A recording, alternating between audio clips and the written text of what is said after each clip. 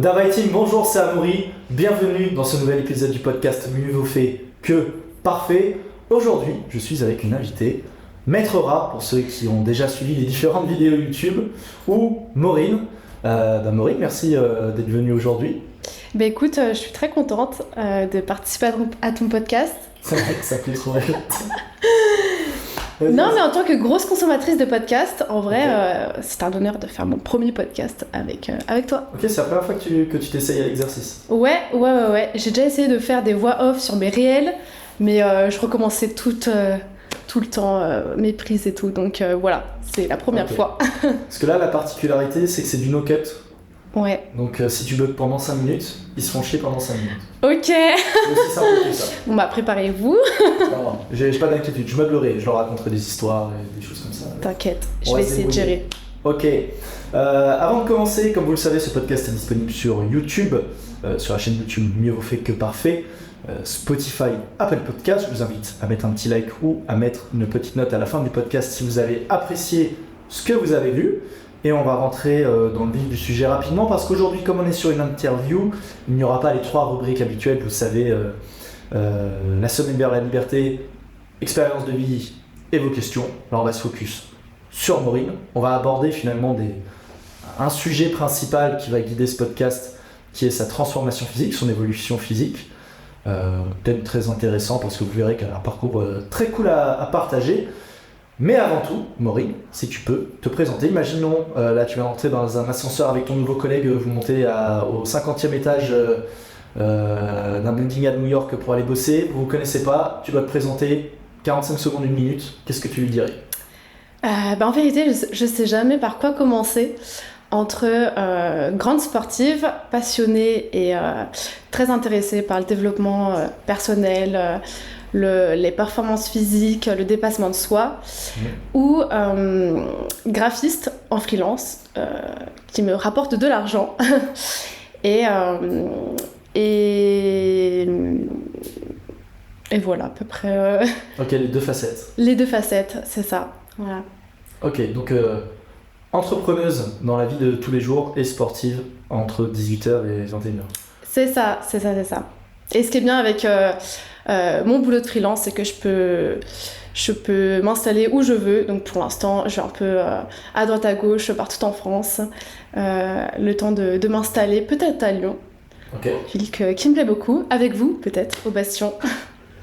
Alors, Sujet pour le sensible. Bastion V2, il faut que nous ramenions tous nos potes. Et comme ça, on fait un giga incubateur. Et après, on pourra construire un village parce qu'on sera assez riche pour avoir notre village en autarcie. Carrément, voilà. Le village. Et avec Maître Pipo en empereur, comme c'est prévu depuis des années maintenant. Voilà. On s'en reverra. Ouais, on verra. Mais ok, donc freelance et sportive. Alors, pour ceux qui ne la connaissent pas, elle fait du street workout. On parle de sport, c'est avant tout, tu es athlète de street.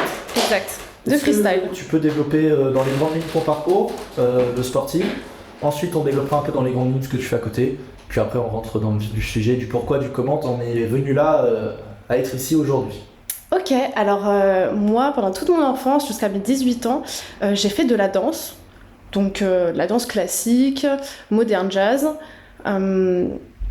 Et c'était plutôt par passion que par développement physique, performance, etc.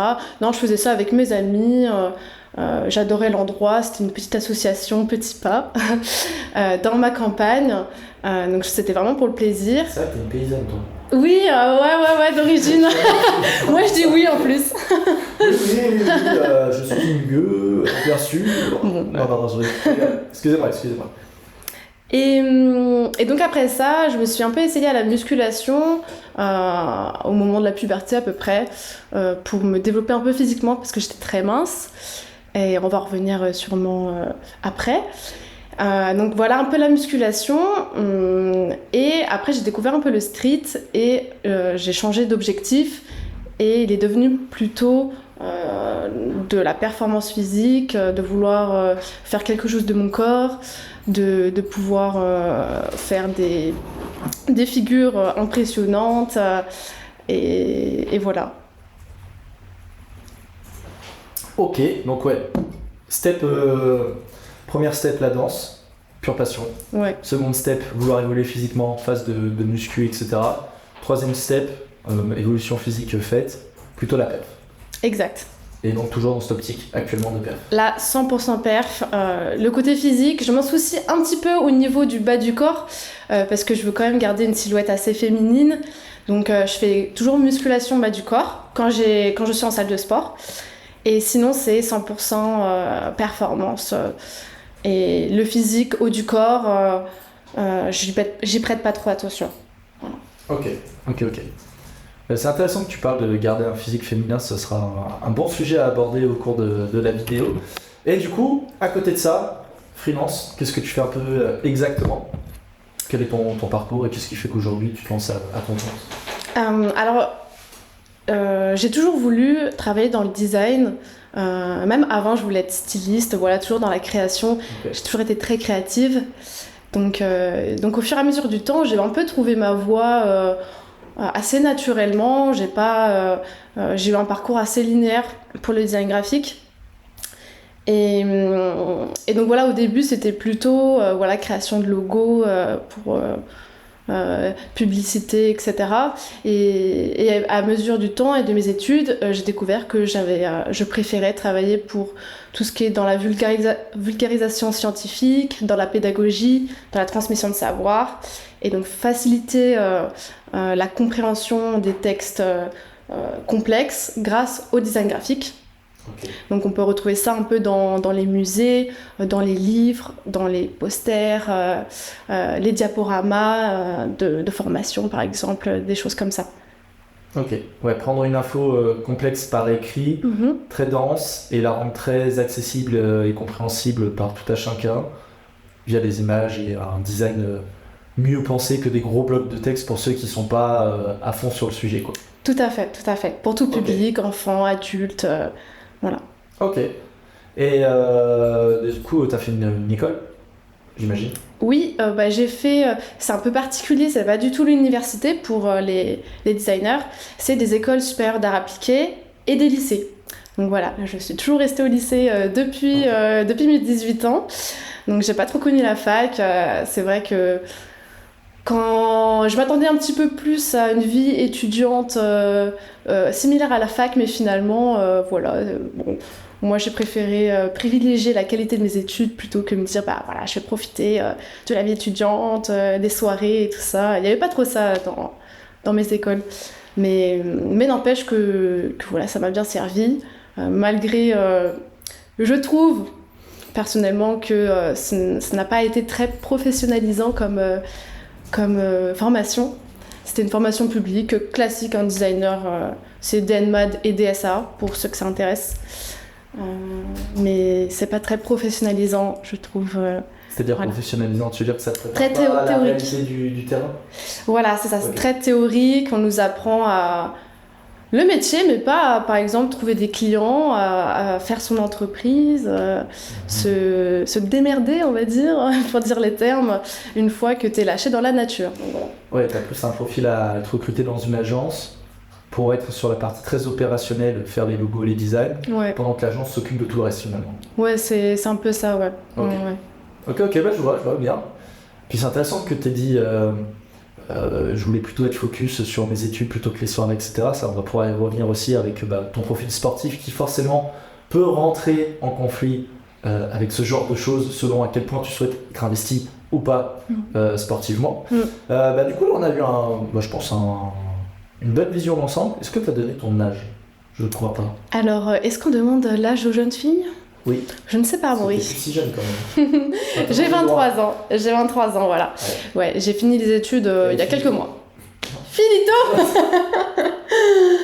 Putain, d'accord. J'ai encore été traité de misogyne. Pourtant, dans le street, je trouve que j'invite beaucoup de filles à participer à mes vidéos. Et c'est toujours très cool d'ailleurs. C'est vrai, moi. Donc finalement, je suis un modèle pour tout le monde, je pense. Moi, je serais peut-être pas jusque-là. Mais... tant pis. C'est pas grave.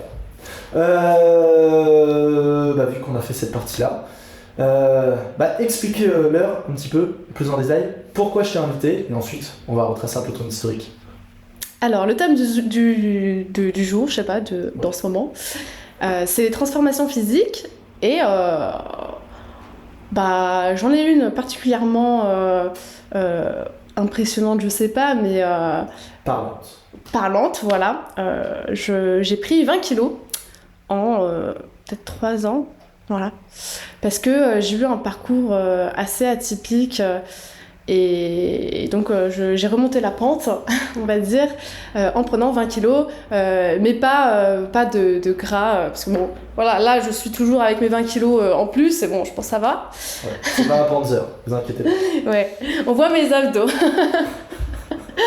mais oui, en fait, si tu veux que je raconte un petit peu l'histoire, je sais Ouais, pas. parce que pour vous expliquer rapidement, Maureen, je l'ai connue sur les berges du Rhône, pas donc sur le parc de street habituel de Lyon, où vous avez déjà fait des tas de vidéos, où on a rencontré d'ailleurs des tas de personnes, certaines qui sont des potes un peu comme ça, d'autres des potes un peu plus proches, d'autres qui sont même devenus des amis. C'était un gros lieu de rencontre, et quand Maureen est arrivée sur Lyon il y a 2 ans de ça maintenant, 2 ans et demi je crois. Ouais, 2 ans et demi. Bon, on s'est vu régulièrement à l'entraînement et au fur et à mesure du temps, il y a des petits groupes qui se font et ça a plus ou moins bien connecté avec moi, avec Arthur, avec les autres au fur et à mesure du temps.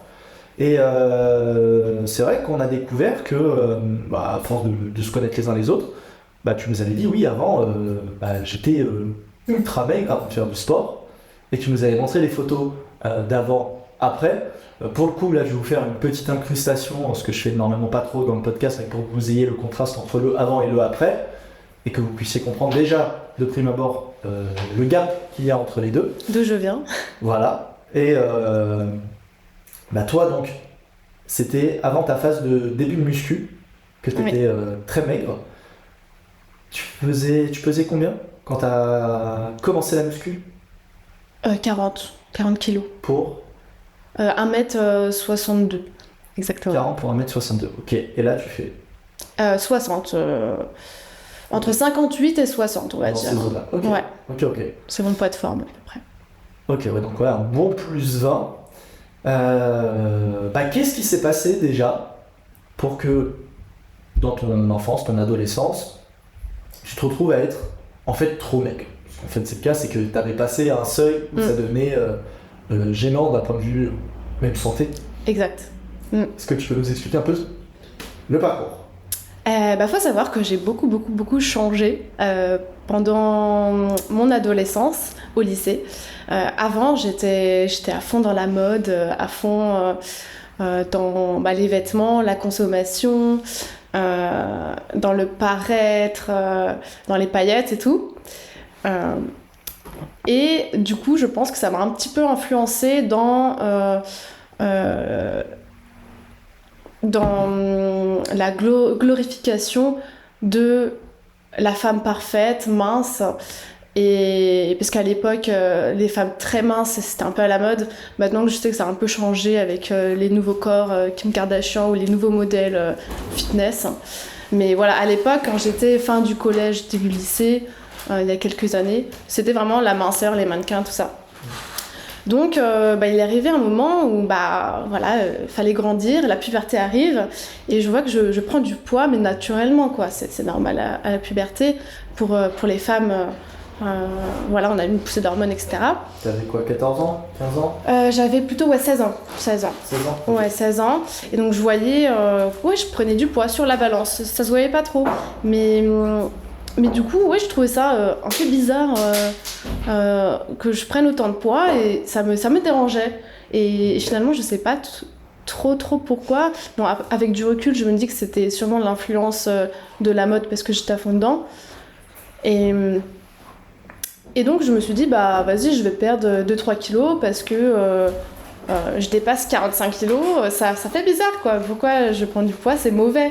Parce qu'à l'époque, c'était aussi les régimes, la mode, je sais pas si c'est encore trop le cas, mais les régimes minceurs, les diètes et tout. Donc prendre des kilos, c'était mal vu. Est-ce que tu grandissais à ce moment-là en même temps ou ta taille était stable? Non, je pense que ma taille était un peu stable. Ouais, donc tu disais vraiment je prends du poids parce que en fait je grossis. Ouais. Oui, mais bon, j'étais toujours mince, quoi. J'ai toujours été mince dans ma vie. J'ai jamais pris beaucoup de poids. Mais t'étais pas vraiment maigre à ce moment-là? Non. 45 kilos. En vrai, ça allait. J'étais quelqu'un en bonne santé, tu vois. Ouais, c'était skinny, mais sans problème. Ouais, voilà. J'étais santé nature lié à un ça. peu skinny. Ok. Et donc j'ai commencé à perdre 2-3 kilos parce que j'ai pris connaissance un peu de la balance énergétique. Fallait faire plus d'activité physique et manger un peu moins de calories par rapport à ça. Ah, t'as fait ça de façon cohérente, du coup. Oui. Enfin, tu l'as pas fait en mode je mange plus que de la salade pour maigrir. T'as pris conscience des calories que en fait c'était juste une balance à gérer. Un peu, mais du coup j'ai adopté des habitudes de dépenses caloriques un peu absurdes quand tu y repenses, comme monter les escaliers, pour moi c'était une dépense calorique. J'allais courir alors que d'habitude je vais jamais courir. Et en fait voilà, j'ai atteint le poids que je voulais de base de 45 kilos. Et en fait je me dis pourquoi j'irais pas plus bas quoi. Ok. Pourquoi je continuerais pas, parce qu'en vrai j'aime bien les corps minces. Et en fait j'ai commencé à détester, avoir une haine du gras sur le corps. Tout type de gras quoi. Même si j'avais pas de bourrelet, les cuisses, voilà, je voulais tout affiner pour qu'il n'y ait plus que du muscle quoi. Pour moi c'était du bon poids quoi. Okay. De la bonne masse. Sachant que tu n'avais pas fait de muscle à ce moment-là, donc c'était juste le muscle que tu avais. Oui, de base quoi, donc pas grand-chose. Okay. On peut se dire. Oui, je faisais de la danse, donc vraiment, voilà.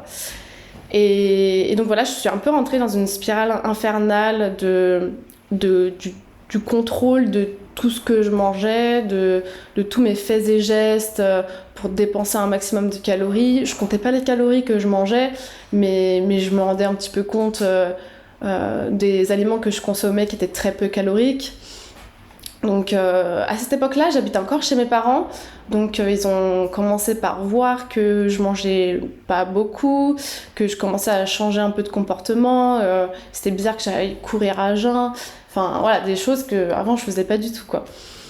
Donc du coup, en fait, voilà, donc, tout ça pour dire que je suis tombée dans la spirale infernale des troubles du comportement alimentaire, en l'occurrence l'anorexie mentale. Et ça a duré... ça n'a pas duré très longtemps. Enfin, ça a duré longtemps, mais pas aussi grave que la première année, parce que mes parents l'ont vu assez rapidement, que j'avais changé, voilà, j'habitais chez eux, donc c'était facile de le remarquer. Même si je faisais tout pour le cacher, porter des vêtements amples, etc. Inventer des mensonges pour cacher ces comportements pas normaux, quoi. Donc ils l'ont remarqué, j'ai consulté des spécialistes dans ces troubles-là, psychologues, psychiatres, médecins pour voir si je descendais pas trop bas, sinon j'étais hospitalisée. Mais ça m'a pas du tout motivée à prendre du poids. En fait, on me menaçait plutôt qu'on m'aidait, j'avais l'impression. On me disait, voilà, tu es malade, Enfin, dans ma tête, vous me traitez de handicapée. C'est blessant, en fait. T'as l'impression d'être sous-estimé, d'être réduit, alors que pour toi, t'es trop fort parce que tu contrôles toute ta vie. Enfin, t'as l'impression de tout contrôler. Tu te lances des challenges... à ne pas manger de la journée et t'es trop content parce que t'y arrives, tu te couches, t'as faim, t'es trop content parce que t'as tenu, tiens le coup. Alors pour le coup, tu contrôlais réellement. Pas pour la bonne raison, c'est mais ça. Tu contrôlais. En fait, je contrôlais tout ça, mais j'étais pas dans le contrôle de si j'ai envie d'arrêter, j'arrête. Tu vois ? Ah, ok. Et... Ouais, tu subissais plus que tu ne le voulais vraiment en fait au fur et à mesure du temps. Moi je disais à mes parents non mais quand je veux en fait je peux remanger normalement et tout, vous inquiétez pas, mais au final vu le temps que ça a pris pour que je me réhabitue à avoir une alimentation correcte, une activité physique correcte, je me rends compte avec du recul que non, je contrôlais pas du tout quoi, je subissais exactement. Et donc voilà, les spécialistes m'ont pas trop aidé à part me dire voilà, si tu descends en dessous de 40 kilos, tu vas être hospitalisé. Moi, en vrai, c'était douloureux à entendre. Mes parents souffraient beaucoup. On est une famille assez soudée. Il y avait ma sœur aussi. Puis c'était pas la folle ambiance à la maison parce que mes parents connaissaient pas trop cette maladie et donc ils savaient pas que c'était incontrôlable comme ça. Et c'est difficile à comprendre quand on le vit pas. Donc le poids le plus bas que j'ai atteint, c'est 38 kilos. C'est mon plus bas. 38 pour 1m62. Tu m'as dit. Voilà.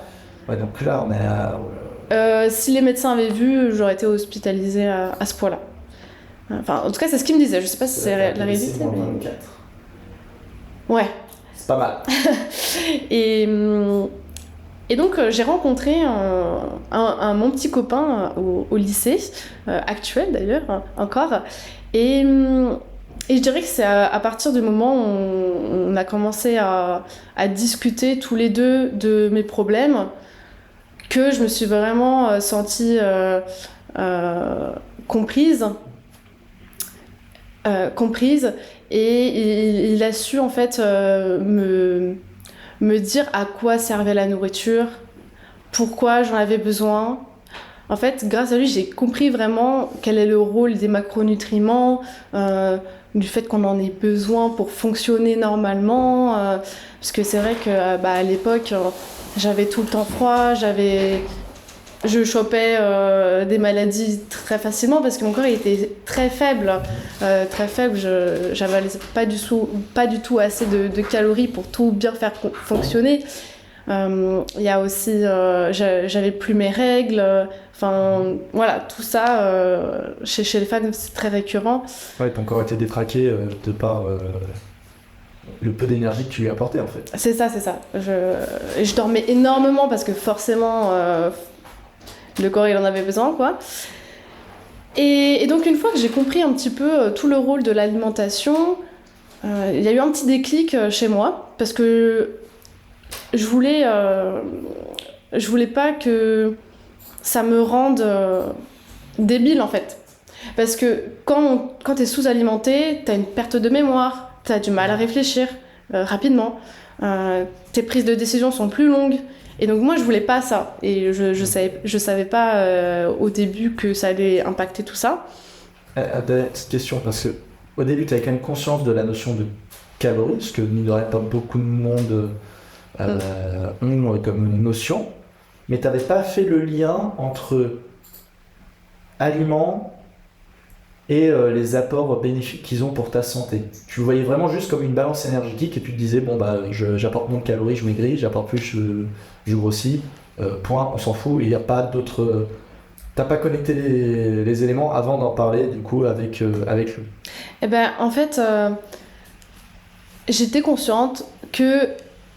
Enfin consciente, pas trop du coup, mais j'étais très influencée par les gens qui disaient voilà, faut manger beaucoup de fruits et de légumes, que c'était ça qui était bon pour la santé et pas le reste. Les glucides c'est pas bon, les lipides c'est pas bon, voilà. Parce que c'est ce que j'entendais beaucoup à travers les magazines, les blogs sur la mode, parce qu'avant c'était les blogs, les blogs, les articles internet et tout. Moi j'ai complètement déformé la chose, parce que quand t'es anorexique mental aussi, t'as cette capacité d'entendre et de retenir ce que tu veux, et voilà, si on te dit les lipides c'est bon, non, tu vas très vite oublier, tu vois. Bon, rassure-toi, pour moi ça n'a rien à voir avec l'anorexie, hein.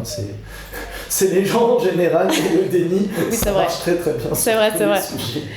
Après j'en ai discuté. Sur ce sujet spécifique, je comprends qu'en fait tu gardais l'info qui t'intéresse pour aller là où tu voulais. En fait. C'est ça. Donc ouais, voilà. Après, j'ai voulu plaire aussi à mon copain. Donc, j'ai commencé la musculation pour prendre du bon gras. Il en faisait de la bonne masse, je veux dire. Il en faisait lui à ce moment-là ? Ouais. Donc c'est lui qui t'a mis un pied à l'étrier là-dessus. Exactement. En fait, j'avais besoin de quelqu'un de confiance pour m'aider à remonter la pente, hein, parce que tout ce qui était spécialiste de santé, j'avais l'impression d'être un numéro, d'être un robot, J'avais une psychologue nulle, oh là là. Alors je recommande, hein, je prendrais bien des séances de psy là en ce moment, parce que je trouve que c'est un bon outil pour évoluer mentalement, voilà. Mais moi ça m'a pas du tout servi à l'époque où j'avais pas envie de voir la psy. Donc forcer quelqu'un à aller voir la psy, c'est une très mauvaise idée. C'est comme tout, des psys, on a comme dans toutes les professions, t'en as des plus ou moins bien, t'en as qui sont plus aptes à aider ton type de profil ou pas, et puis comme tu dis, est-ce que sur cette phase-là de ta vie, t'es prête à écouter d'autres sons, sans dire oh, j'acquiesce sans réfléchir, mais au moins te dire ok, je prends d'autres sons de cloche, et j'essaie d'avoir une vue un peu plus d'ensemble, un peu plus rationnelle, et c'est vrai que au moment où t'es fermé, c'est compliqué en fait. Ah bah oui, c'est clair, faut que t'aies envie, hein, en fait, de t'en sortir déjà, de vouloir évoluer sur ta condition, ta situation. Donc une fois que j'avais cette personne de confiance, j'ai eu des déclics, j'ai voulu évoluer physiquement dans un premier temps, de passer du corps d'un enfant à d'une vraie femme, une femme mature, ce qui se passe normalement à la puberté, mais moi j'avais pas envie en fait. Avec du recul, je me dis que en fait c'est vouloir rester dans un corps d'enfant, et donc j'ai eu pas mal de retard par rapport à ça. Ah, je veux dire qu'au-delà de l'apparence physique pure et de la recherche d'un physique très skinny, t'avais aussi t'avais aussi cette volonté de te dire en fait je reste une enfant. Donc en fait il y avait peut-être un sujet qui était celui de surface, qui était juste je veux être skinny, mais en fait la raison profonde c'est au-delà de juste des codes de la mode ou enfin avec le recul tu le vois aussi comme ça. Ouais, en fait je voulais pas évoluer vers la femme mature, je pense. Ok. Ouais. Même si je voulais être autonome, etc. Je voulais avoir des responsabilités et tout, mais ouais. Mais le fait d'avoir eu un premier petit copain, ça m'a justement un petit peu changé cet aspect-là. Donc voilà, je me suis mise à la muscu à la maison. Et là, c'est le moment de ma vie où j'ai emménagé seule. Je voulais emménager seule et je commençais quand même à aller mieux, mais j'avais toujours des troubles du comportement, et ça a duré 3-4 ans je pense avant de vraiment vouloir tout manger sans culpabiliser, sans avoir de regrets, sans m'interdire des aliments. Ok. Bah, du coup, t'avais quel âge à ce moment? Alors, au moment où t'as décidé d'emménager, que t'avais encore des restes de troubles du comportement? 19 ans, c'était après le bac, quoi. Ouais, donc t'as commencé à avoir tes troubles vers 16 ans, quoi. Ouais. 19 ans, t'emménages. Ouais. Et à peu près un an et demi après avoir emménagé, là, t'as commencé à vraiment te dire ok, non seulement j'arrive à remanger normalement, mais surtout, c'est plus un effort de remanger normalement. Bah, je remangeais pas normalement, je pensais, hein. Moi je disais à mes parents oui c'est bon, tout est bien. J'avais repris du poids parce que naturellement tu reprends facilement du poids même si tu manges que des pommes toute la journée. Non mais oui j'étais toujours par exemple addict aux pommes. Je mangeais 4 pommes par jour en tant que dessert, mais sans vraie raison en fait. J'aimais pas forcément. Je me disais oui j'aime bien, j'aime et tout, mais avec du recul, bah non c'était trop bizarre. Et où je prenais que des légumes à la cantine, mais n'empêche que en fait il faut y aller pas à pas parce que tu peux pas changer ton alimentation du jour au lendemain comme ça. Donc moi je trouve que ça fait partie du cheminement vers la liberté quoi, parce que t'es sous emprise en fait quand t'es atteint de troubles de l'alimentation. T'es pas free quoi, tu subis quoi.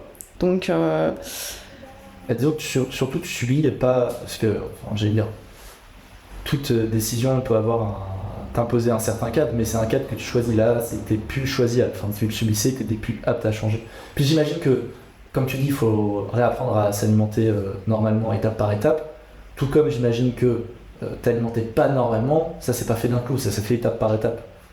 Bah oui, J'imagine que le processus, aussi bien dans le sens descendant que ascendant, est très lent, itératif.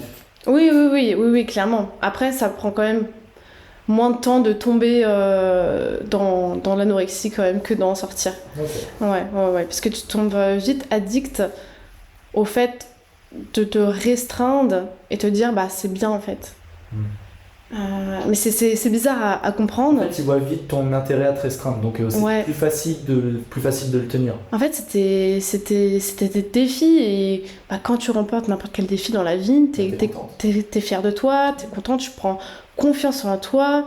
Donc, mais voilà, là pour le coup, c'était pas du tout sainement quoi. Ouais. Ouais, tu t'es pas fixé les bons défis en fait. C'est ça. C'est bien de relever des défis, mais pas cela. Exact. Ouais. Ok. Voilà. Donc j'ai emménagé toute seule. J'ai commencé à la musculation. Donc j'ai vite pris goût. En fait, ça m'a fixé d'autres objectifs. Ça m'a développé d'autres passions que ce que j'avais avant dans la mode, dans la minceur, dans cette addiction à maigrir. Voilà, je me suis fixé d'autres objectifs et donc vite, moi, quand je me fixe des objectifs, j'y vais à fond, je m'y intéresse, je mets tout en œuvre pour y arriver. Mais malgré ça, voilà, j'avais toujours un petit peu des troubles. Quand j'ai emménagé seule, j'ai développé le trouble de la boulimie vomitive. Donc, ok, je mangeais bien, mais j'avais toujours ces fringales parce que t'as l'impression d'être jamais rassasié quand t'es dans cette période-là. Parce que ton corps, en fait, il a tellement subi de maltraitance en soi que tout est déréglé, les hormones de la faim, la satiété, tu la sens jamais. Donc le soir, ça m'arrivait de beaucoup manger de bouffe, de malbouffe, de gâteaux hyper caloriques, qui étaient bons, sucrés. Et après, je culpabilisais d'avoir mangé ça et du coup, je les vomissais.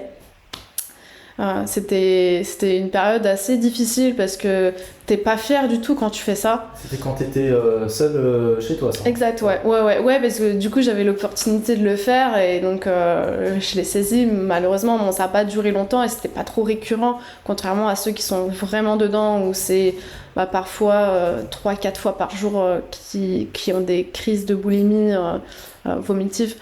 Donc ça va en vrai. Enfin, j'ai pas trop plongé dedans parce que c'était au moment où je voulais vraiment évoluer et vraiment me sortir de ces addictions en fait. Donc t'avais déjà mis un autre cadre en place à côté et du coup ça a évité que la situation empire. T'avais commencé la muscu en fait à ce moment-là déjà, t'avais déjà en tête tes nouveaux objectifs. Ouais, exact. Et finalement t'avais une vision de là où tu voulais aller qui a vite su éviter la casse sur ce sujet-là, quoi. Ouais, voilà, c'est ça. Et donc après, voilà, je me suis inscrite à la salle, tout allait un peu mieux. J'avais abandonné complètement l'univers de la mode, je m'étais rapprochée de la nature, parce qu'il y a eu le confinement aussi après, donc retour chez les parents. Et puis à ce moment-là, ça allait beaucoup mieux. J'ai découvert le street workout pendant le confinement. Donc, mais le set and rep, et en vrai, un peu de tout. Enfin, voilà, le handstand, les figures, et aussi le set and rep, parce que je voulais continuer à évoluer physiquement. Je me trouvais encore trop mince, et là, j'avais pris goût à se développer physiquement. Donc, pendant le confinement, j'ai commencé le street. Je me suis rapprochée un peu de la nature, parce que j'ai un grand jardin chez moi. J'ai la chance de vivre dans une ferme, enfin mes parents, du coup. Donc du coup, voilà, j'ai développé une passion pour les oiseaux, l'ornithologie, et j'ai trouvé un petit peu ma voie dans le design de transmission de savoir. parce que c'est quelque chose qui me tient à cœur, de partager les bonnes informations et de les rendre accessibles à tout public. Voilà, je pense que l'anorexie a contribué un peu à mon intérêt à la transmission de savoir et à la pédagogie. Ok.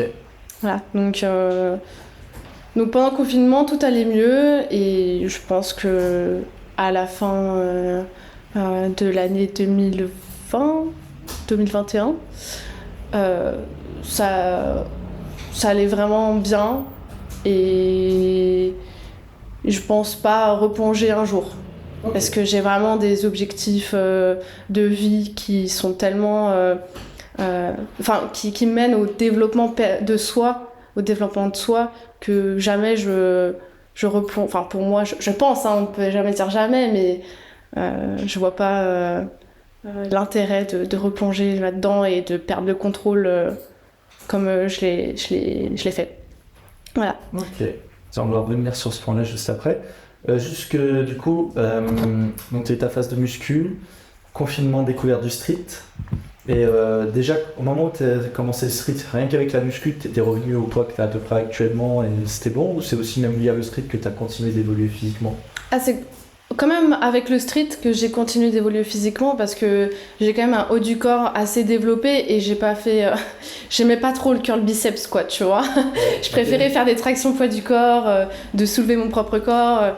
Et en fait, c'est vrai qu'avec du recul, je me dis, c'était tellement satisfaisant de performer physiquement, chose que je ne faisais pas du tout avant. Enfin, si, avec la danse, oui, mais c'était pas porter son propre corps, le contrôler vraiment dans l'espace comme tu veux. Et vu que j'ai découvert ça, j'ai adoré, donc je voulais continuer dans cette voie-là. Ok. Et du coup, depuis, on peut dire, ça veut dire 2021-22, grosso modo, t'as ce niveau de forme-là. Voilà, donc j'ai atteint les 60 kilos à peu près avec le street. Et en fait, à partir du confinement, je me suis plus vraiment souciée de mon apparence, mais plutôt des performances. Ouais, parce que finalement, t'avais eu le corps que tu voulais. Pas forcément, j'avais pas vraiment d'objectif en mode j'ai atteint ce poids-là, je veux ressembler à ça. Mais je me découvrais au fur et à mesure une passion et puis voilà quoi, où j'ai vite abandonné l'idée que je vais encore m'occuper de mon physique parce que ça m'avait trop pris la tête, les aliments, la nutrition, le contrôle. Donc du coup, là c'était vraiment la performance. Ok, ouais, finalement, au travers du street, t'as quand même le physique qui te plaît, sans te prendre plus la tête que ça dessus, et tu peux quand même te focus sur tes perfs à côté. Voilà, donc, ouais. En fait, t'as un bon compromis qui fait que, bon, je focus les perfs, mon physique suit dans ce qui me va bien, et je m'en préoccupe pas plus que ça, quoi. Ouais, c'est ça. À part, comme tu disais, juste être un peu vigilante au niveau du bas du corps, parce que j'imagine que tu recherches un minimum d'harmonie qu'on n'a pas toujours, c'est vrai. En street, notamment quand on fait des figures. Oui. Mais au-delà de ça, voilà, pas plus de prise de tête. Ouais. Bon, après, voilà, je vais pas cacher que quand même on a un regard différent sur nous, les femmes, quand on a un haut du corps à développer, qui est pas toujours facile à entendre en vrai. Donc je dis pas que je fais totale abstraction de mon physique haut du corps. Mais voilà, je fais avec et je me rappelle que moi ce que je veux c'est performer, faire les figures que je veux. Donc peu importe le physique que j'ai, je sais quels sont mes objectifs et je relativise. Ok. Alors attends, je note juste un truc pour pas oublier de te demander juste après, parce que je pense que ça servira de belle conclusion à tout ce que tu m'as raconté et je veux absolument aborder ce point. Là, je vais rebondir tout de suite sur ce que tu viens de dire concernant ce qu'on dit des femmes sur le physique, parce que ça, je trouve ça hyper intéressant. Ça va permettre d'aller un peu au-delà de ton parcours et même d'échanger sur la question, parce que je pense qu'il y a des éléments intéressants à s'échanger. On a fait le tour de l'histoire sur la partie évolution physique, là. Ou est-ce qu'il reste une étape que tu as envie de partager? Non, pas du tout. Ok. Ça va. En tout cas, déjà, je trouve que le parcours est hyper intéressant, parce que, en fait, on voit que tu as surmonté en fait une épreuve qui a été qui s'est étalé sur une bonne période de ta vie en fait finalement, parce que si ça part de 16 ans jusqu'à, on peut dire, se clôturer quand t'as 21 ans, ça fait quand même grosso modo 5 années de vie. Après, ça fait, y avait quand même des niveaux d'intensité. Hein. Oui, les 2 premières années étaient vraiment plus difficiles. Après, c'était juste des petits comportements, je voyais, qui étaient en trop, quoi. Ok. Bon, disons que ça fait quand même, pour te dire, c'est vraiment derrière moi 5 années, pour te dire, bon, normalement, je suis pas mal, 2-3 ans. Ouais. Ok. Ouais. 2-3 ans, ça reste quand même un travail sur du long terme. Hein. Donc, ouais, mais ça passe vite. Hein. Ça passe vraiment vite. Hein. Ouais. Moi, on m'a dit, voilà, l'anorexie mentale, ça se guérit. Généralement entre 2 et 3 ans. Moi, j'étais en mode, mais non, mais demain, je peux arrêter, hein, les gars. Mais non. C'était pas le cas. Mais non, c'était pas le cas. Ouais. Bah, en fait, c'est souvent quand t'as une mauvaise habitude de vie au sens large.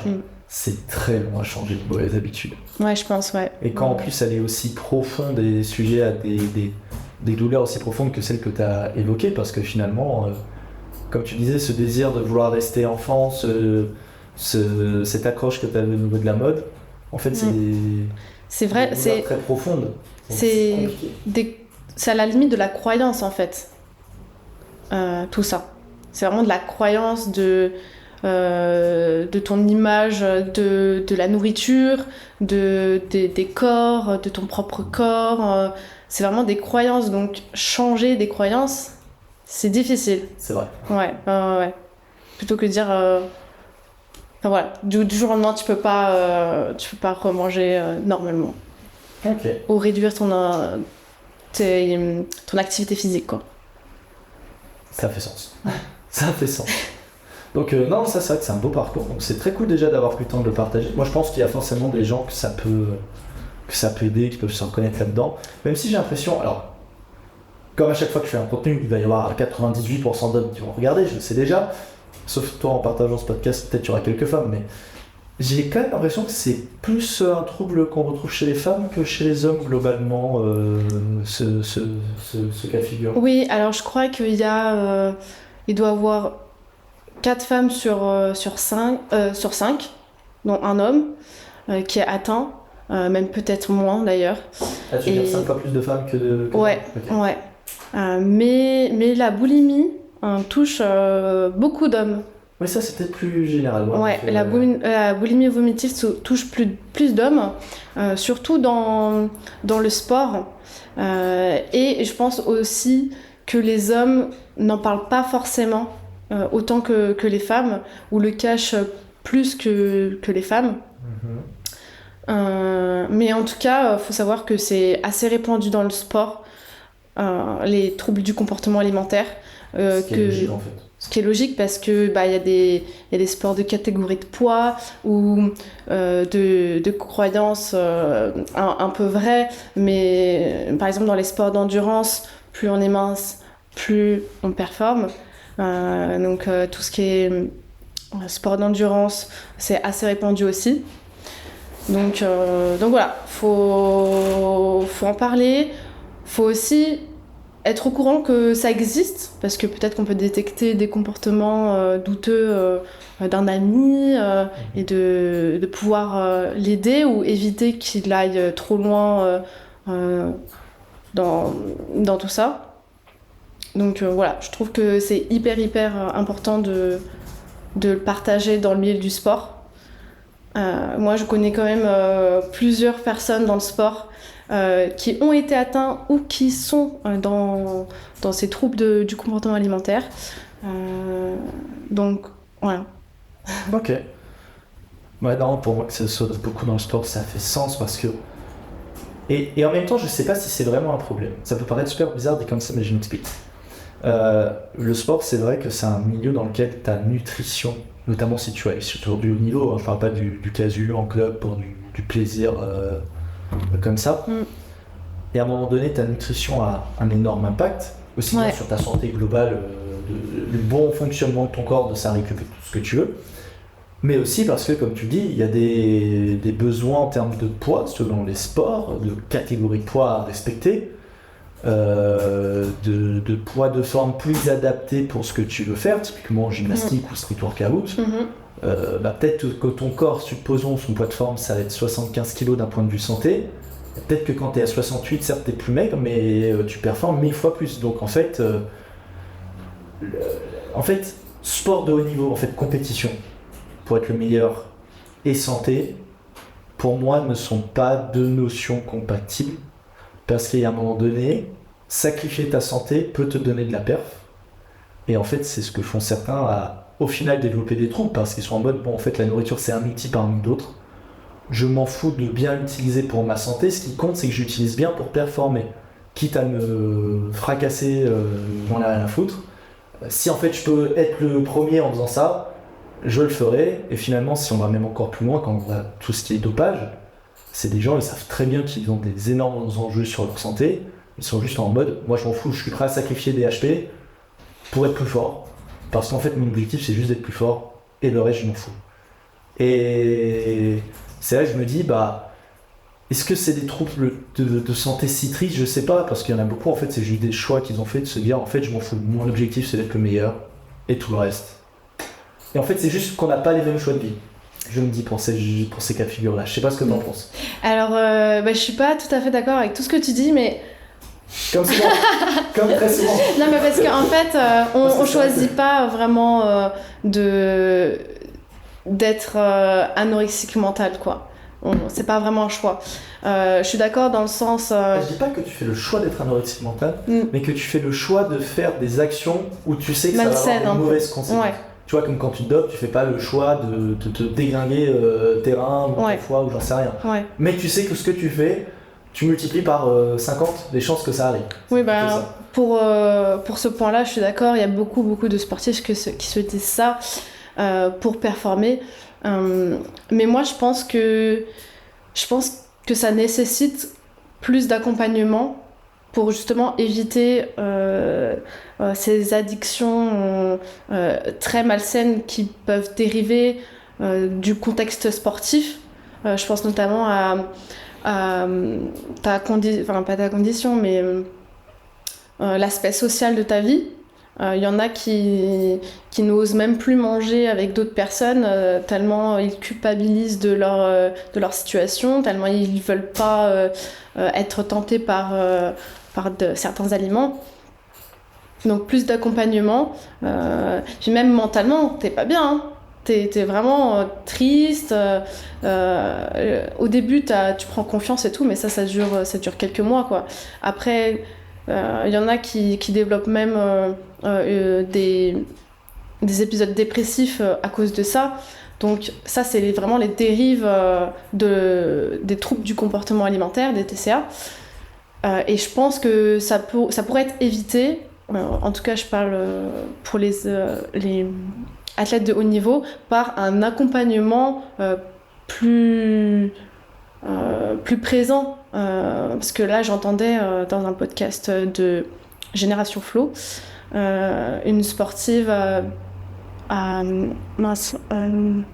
je sais plus, le centre à Font-Romeu. Voilà, à Font-Romeu, il y a un centre qui entraîne des sportifs de haut niveau et dit il n'y a aucun accompagnement, on ne nous apprend pas à gérer notre alimentation, alors que c'est quand même des sportifs de haut niveau, ils font ça tous les jours, mais ils ont très peu de nutritionnistes, d'accompagnement. C'est dans quel sport le cas dont tu parles?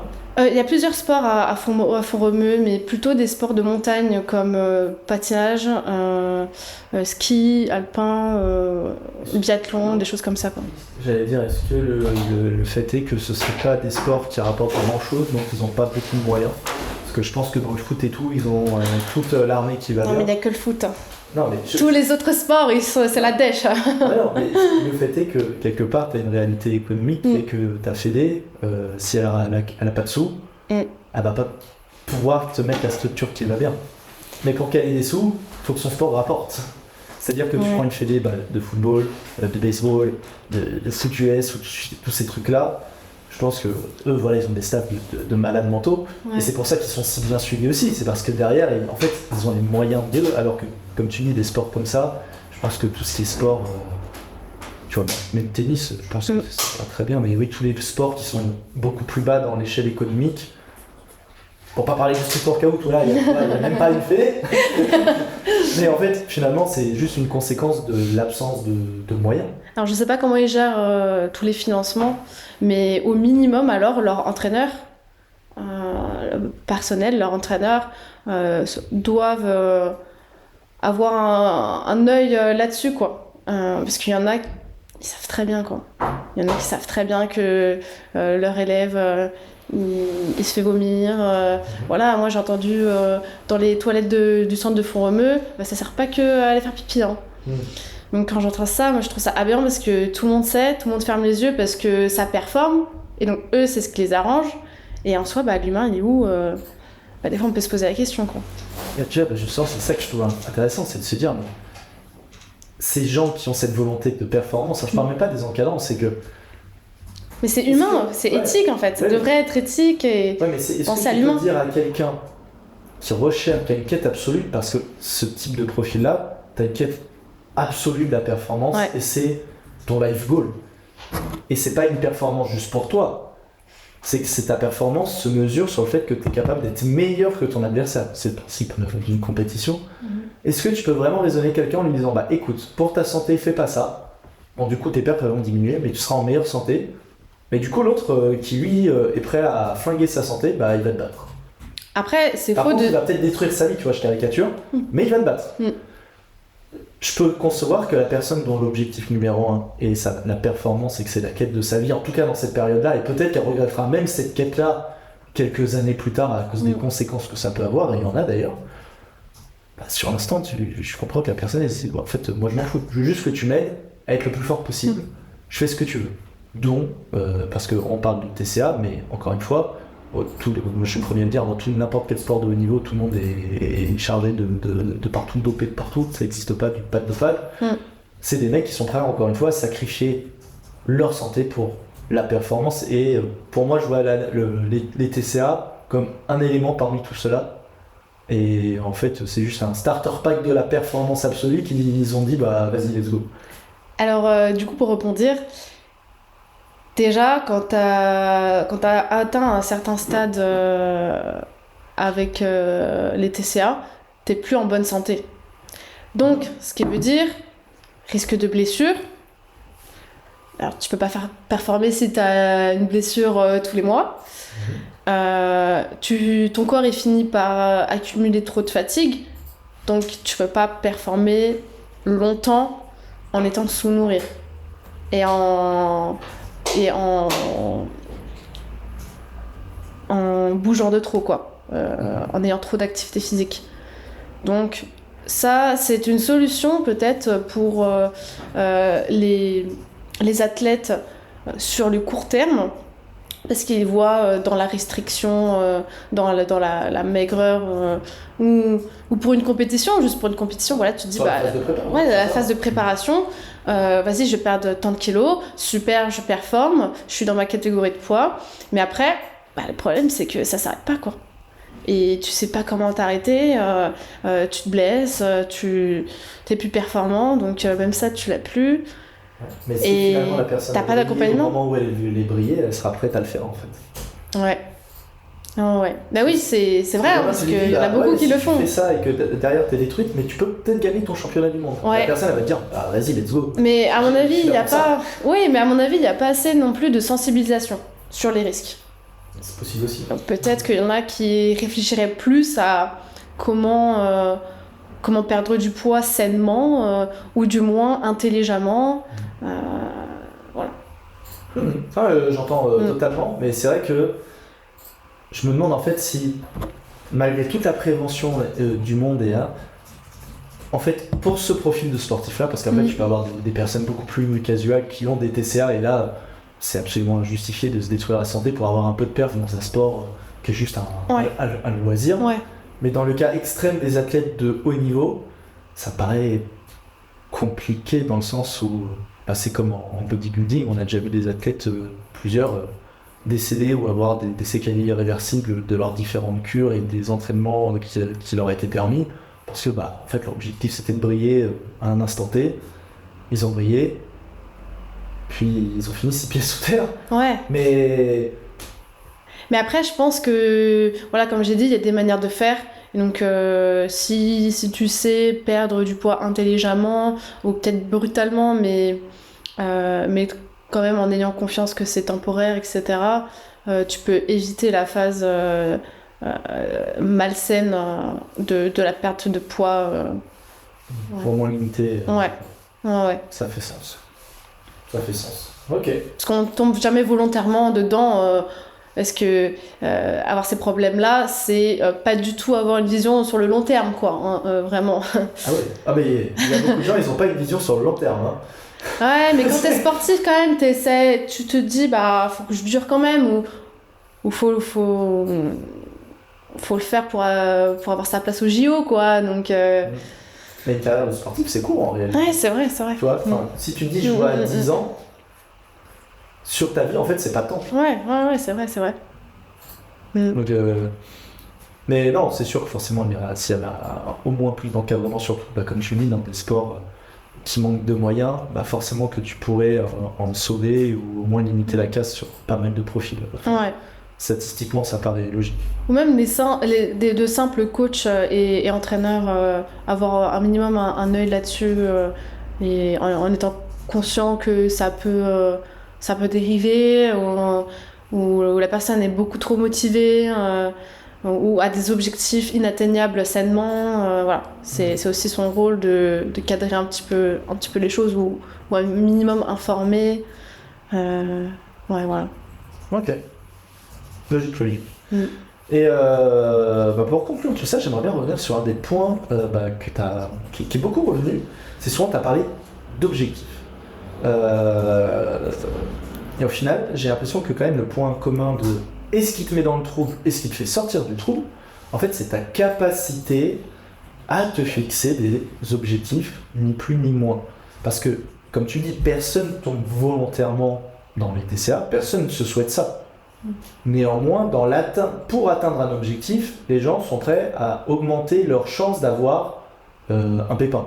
C'est-à-dire que tu ne le souhaites pas directement, mais tu n'as pas de problème à faire des actions qui maximisent un peu, voire très fortement, les chances que le pépin arrive avec. Toi, par exemple, tu as commencé à changer ta façon de manger au début, dans l'objectif de coller à un corps qui te paraissait plus en phase avec ce que tu recherchais dans ce que tu regardais en termes de mode, etc. Et tu as commencé à en sortir quand tu as eu un objectif qui finalement te faisait avoir des habitudes alimentaires contraires. Mais tant que tu n'as pas eu ces nouveaux objectifs, tu t'es pas dit intuitivement « Ah bah oui, je change ma façon de manger, c'est pas bien. Enfin, si on me dit c'est pas bien, j'arrête. » Et tu t'es même pas dit, si j'ai bien compris, oui, bon, c'est pas bon pour ma santé, j'arrête. En fait, t'as juste ta vision court terme de la santé, t'es même pas t'es pas un objectif concret, comme on dirait un fumeur. Oui, enfin, si t'arrêtes de fumer, tes poumons iront mieux. Il le visualise pas comme un objectif concret pour lui. Alors que demain, tu es une femme enceinte, arrête de fumer, sinon ton bébé, il va naître à moitié teubé. Bizarrement, il y a souvent, elles y arrivent. Parce qu'en fait, tu as un objectif qui transcende la situation dans laquelle tu es. Est-ce que ce serait pas à la fois le début de tous les problèmes, mais à la fois l'issue de tous les problèmes ? Ah bah si, oui, c'est ça. Bah ouais, t'as bien résumé en vrai. Ouais, je suis très bien. Ouais, moi je suis quelqu'un qui aime beaucoup se lancer des challenges, des défis et des objectifs. Après voilà, ça m'a mené à perdre le contrôle. Mais oui, on réalise de grandes choses avec de grands objectifs ou même des petits. Voilà. Mais ouais, j'ai pas grand chose à rajouter là-dessus. Après, au-delà de se fixer des objectifs, moi c'était vraiment dans la compréhension que.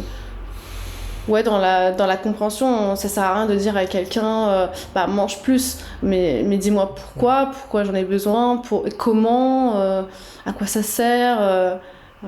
voilà, d'approfondir tout ça pour avoir des déclics et changer d'objectif. Non, en fait, j'allais dire, au-delà de te dire quoi faire et pourquoi, c'était surtout te dire, enfin, si toi, c'était vraiment le...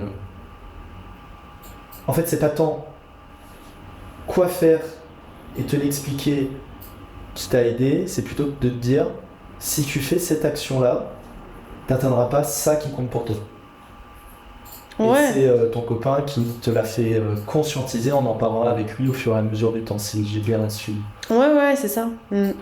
Donc en fait, finalement, est-ce que la solution, ce serait pas de dire à quelqu'un qu'on va aider, plutôt que de se focus sur corriger le trouble, faire en sorte de le mener vers une autre quête qui aura un sens profond pour lui, qui, pour accomplir cette quête, nécessairement va l'obliger à modifier son comportement. Ce qui veut dire que quelqu'un qui n'aurait pas de quête de vie quelque part, d'objectif long terme comme toi tu as pu en t'en créer, en fait tu pourras jamais l'aider parce que juste lui dire bah écoute ça ce que tu fais c'est pas bien. En fait lui il va te dire oui mais moi ça fait sens pour là où je veux aller. Ouais, exactement. Non, ça fait sens. Bah oui, exactement, okay. Je suis tout à fait d'accord. Hein. ouais, c'est une bonne leçon à en tirer et à partager. Ouais. Finalement, ayez des objectifs qui ont du sens et vous modifierez vos comportements et c'est pas en modifiant vos comportements que vous créerez des objectifs. Est-ce qu'on peut le voir comme ça? Ah bah exactement. Putain, nickel, je vais pouvoir faire un extrait de et tout. On a trouvé le titre. Je vais faire, waouh, peut-être ça. On a trouvé le titre du podcast. Non mais c'est vrai parce que je sais pas, en fait, j'avais pas du tout raisonné comme ça avant, mais c'est en t'écoutant, je me suis dit, bah en fait, à chaque fois tu disais, ouais, j'avais cet objectif, là c'était pour tel objectif. Maintenant je me suis dit, ah peut-être que... Donc je voulais te partager cette réflexion. Ah non mais c'est vrai, hein, c'est vrai. Ok, bon bah ça va, c'est cool. Si on est en phase, c'est pas mal. Pour une fois qu'on est en phase, parce que souvent on n'est pas en phase, tu vois. Des fois elle me fait, oui bon Amaury, ta vidéo réaction de l'autre jour, bon, je suis pas très d'accord avec ce que tu as dit sur les gens de telle catégorie ou les humains de type... Mais t'en fais plus trop d'ailleurs. Non, j'en fais plus en ce moment. Tu m'écoutes, ça veut dire. Non. Ah c'est pas à cause de moi. C'est une question de rentabilité financière. Et que toutes les actions ne sont pas aussi rentables les unes que les autres. Ouais. Dans la quête de mon objectif, juste. On en revient à l'objectif, voilà. C'est toujours la même chose. Non, mais en vrai, il faut se visualiser les objectifs, ça c'est clair, et visualiser où est-ce qu'on veut aller, de quelle manière on peut aller et croire en soi. Hein, tout est possible si on met en œuvre tout ce qui est en notre possible, quoi. Voilà. C'est un beau mot de la fin, je trouve. J'aime bien, c'est bon, c'est gagné. On peut en faire un extrait de Reels aussi, c'est parfait, c'est nickel. Bah écoute. Eh ben nickel, je sais pas si t'as envie de rajouter quelque chose. Non, mais en vrai, moi ça me tenait bien à cœur de sensibiliser sur ça dans le monde du sport en général. Et comme quoi ça peut même arriver à des amateurs... ou voilà, des gens qui, comme moi, ont de grands objectifs alors que ils sont encore tout petits. Voilà, par exemple, à tes compétitions amateurs, mais tu as absolument la première place, comme moi. Et donc, du coup, tu mets tout en œuvre, mais c'est un peu trop. Mais donc, voilà, on est beaucoup aussi dans le street à avoir de grandes ambitions, donc voilà, ça fait partie un peu des dérives du perfectionnisme peut-être, de la quête vers de grands objectifs. Ça fait sens. J'aime bien. Ok, c'est validé. C'est bon. C'est rep. C'est rep. Ouais. Ok, trop bien. Je pense qu'on a fait un peu le tour du sujet. Donc, trop cool. Merci d'avoir partagé tout ça. Avec plaisir. Moi, j'espère que ça vous a intéressé, que ça vous a plu, que peut-être ça vous a aidé si vous vous sentez concerné par certains des points qu'on a abordés ou que vous connaissez quelqu'un que ça pourrait aider dans l'échange que nous avons eu. Si c'est le cas, tant mieux. Je veux dire, je pense que c'est la meilleure récompense que tu puisses avoir, c'est d'avoir réussi à aider quelqu'un qui passe par cette phase. Donc, si c'est le cas, trop cool. Comme d'habitude, J'ai peut-être un petit mot de la fin, tu me fais penser. Vas-y. Pour justement ceux qui pensent à tomber dedans ou qui y sont et qui ont peut-être du mal soit à s'en rendre compte ou à en sortir. C'est vraiment quelque chose qui se fait sur du long terme, donc pas perdre espoir et tout le monde peut y arriver. Moi j'étais persuadée que c'était fini en fait. J'allais toute ma vie avoir faim et continuer à me détruire. Et donc quand j'entendais des gens qui étaient sortis de ces troubles, je les admirais parce que je disais mais c'est pas possible, moi ça peut pas être moi. Et finalement si j'y suis arrivée et vraiment je suis sûre et certaine que là je prends énormément de plaisir à manger tout ce que je veux sans culpabilité et de profiter des restaurants avec mes amis, etc. Donc mais c'est vraiment... Surtout quand elles sont invitées. C'est vrai, il m'invite au restaurant avec les autres membres du Bastion. Très gentil, voilà. Bref. Et donc voilà, c'est vraiment pas à pas qu'on peut y arriver à l'aide de petites victoires chaque jour. Donc vous n'êtes pas obligé de manger le lendemain un paquet de gâteaux. Voilà, non, c'est vraiment des petites victoires. Un peu plus de riz, de la crème fraîche dans vos pâtes. Voilà, et vous pourrez être fiers de vous avec ces petites victoires chaque jour. Et c'est comme ça que moi, personnellement, je recommande de changer ses habitudes et de s'en sortir. Voilà. Mais croyez en vous, vraiment. Vous pouvez vraiment y arriver. Ouais. Ah, tu dis. Je vais pleurer.